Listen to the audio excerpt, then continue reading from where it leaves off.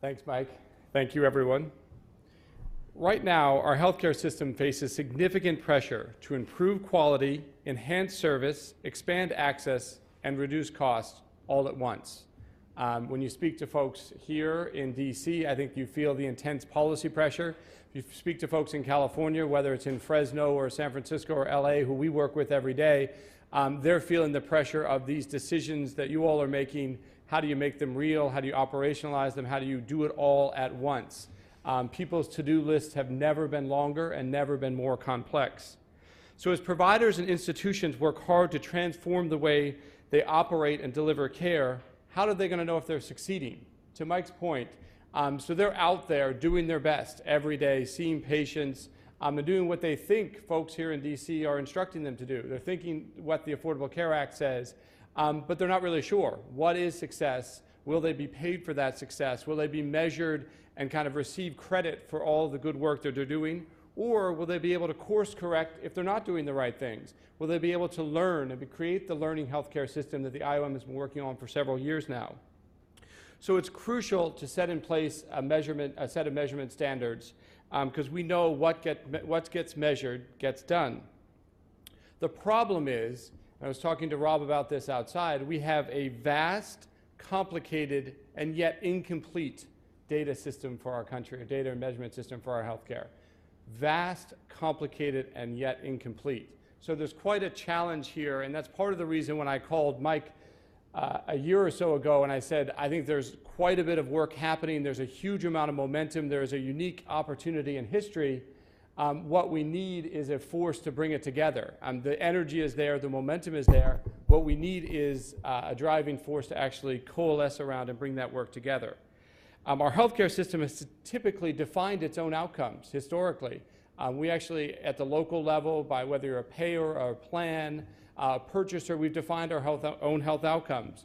When you combine self-defined outcomes with fee-for-service medicine, you get mediocre, expensive healthcare, which is part of the reason we rank 37th in the world in our health outcomes. Despite that gloomy picture, I think there are quite a few bright spots. And I think one of the great things for me and Irvine at the workshop was hearing about, all is not lost. There are actually quite a few incredibly innovative efforts happening at the system level, at the organizational level, even at the state level. Thanks to many of the speakers you're going to hear from today, they're actually pioneering the future for us.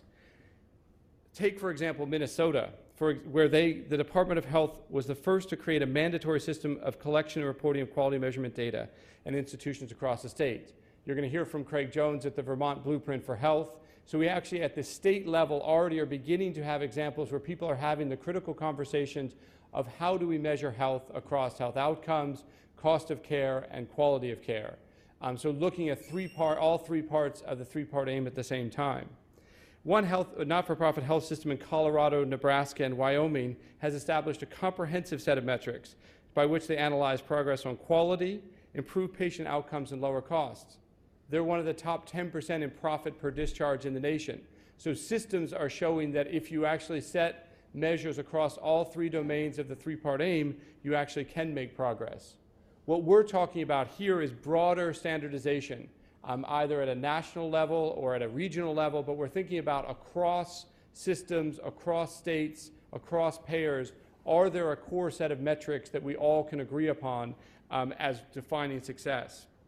As a foundation, we care very deeply about this. We have invested most of our resources, of all of our resources in California, working with community health centers and safety net providers. And I can tell you every day they are game for the challenge. They are ready to measure quality differently. They are even ready to explore new ways of getting paid, which is a huge deal for safety net providers. They care very deeply about how their patients view the quality of care, but they don't have a roadmap. So every time they move forward, they're doing it as pioneers out on the frontier, and they're looking for the terrain that Mike has talked about. They're looking for the GPS system to know, are we on the right track? Can we move forward? And importantly, can we align our payment with patient experience with health outcomes? Can we align those things together? And if we don't do that, I think we'll lose a lot of momentum. We've actually, as a foundation, gotten folks, we use a push and pull strategy with our grantees, telling them, put a little fear of God in them that the world is changing in front of them. And by the way, we're here to help you. But if we don't give them some answers and some bigger picture things soon, they're going to get discouraged. And they're going to say, this is yet another example of we don't know the rules of the game, we don't know what success looks like, you've kind of led us down this road, and how are we going to keep going if we don't understand the map? In a recent JAMA article on improvement and accountability from 3 of our national health leaders, we reminded that quality measurement is not only important to delivering high quality, affordable care, it is a necessary prerequisite. So we're not going to get there unless we actually do the hard work around metrics and come to some sort of consensus on it. So it means we can't get to the system, the transformed healthcare system that we're looking for without taking this first critical step. The article reinforces it's going to require the public and private sectors, new partnerships, national collaboration, and to define the roadmap that gets us to a prioritized health system. Improvement, let's be serious, improvement, and we learned this at the workshop, and I think you're going to hear more about it, and you read it in the report, it's going to require substantial investments in the underlying science of performance measurement, greater care in communicating those results, and using performance data in more systematic ways. It's everything, right? It is not just picking new measures, and it's not like ambulatory care sensitive conditions, or we're not going to pick a new CAPS measure, and there's not just some magic thing. If we just use that measure, we're going to get there. It's going to require us to kind of focus on how we measure things, how we communicate them, and what people do with them. If we get it wrong, we're going to reinforce the status quo. I mean, this is a unique moment in history where things are changing. People are open to the transformation. But if we actually use the measures to reinforce the existing system, I think we will have missed a tremendous opportunity. I think you all can agree this is not a task for the faint at heart. This is what they would call a high-risk, high-reward strategy. If we're going to succeed, we need leadership in an organization that has the trust of the public and the healthcare system and the power to convene the best and brightest minds in the country to develop new solutions. So who better than the IOM through their work on creating a learning healthcare system, their faultless credibility, and their unparalleled ability to get the right people in the table. That is why they're the right organization to lead this effort. I don't think I need to explain to you all why this is the right time. If not now, then when? Building off of what was accomplished during our workshop in Irvine, I'm looking forward to seeing this effort move forward today.